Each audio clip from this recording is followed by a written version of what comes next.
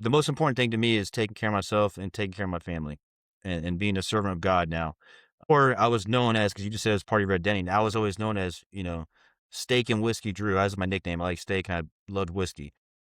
And I was always the life of the party. People would always want me and I was the first guy at the party, the last to leave, and had a very high tolerance of drinking. Like I could drink a bottle of Jack and literally drive, which I did plenty of times, which is not good. I don't know how I avoided DUI. So I was always the guy at the party. So that was part of my identity.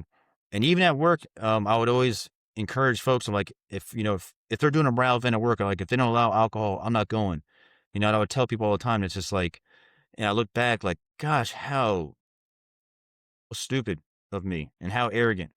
And it was because I was projecting my own insecurities because I was the alcoholic and I knew I had to drink.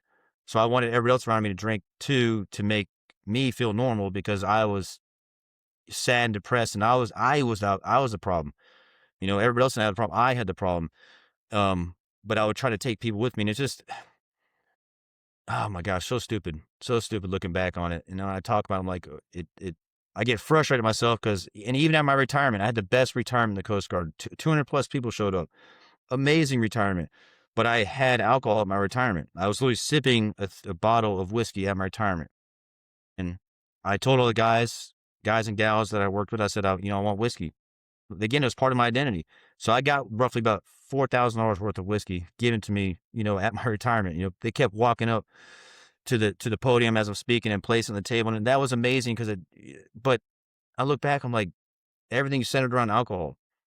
And yeah, and I look at it now and and I just told you about some of the friends I'm having some trouble with some of the friends I was very close to when I was in, and they ignore my texts.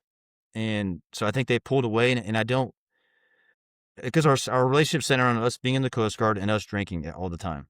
And it's sad because I still like them. They're very good people, but I know one of them has a drinking problem for sure. He won't admit it, and that's fine.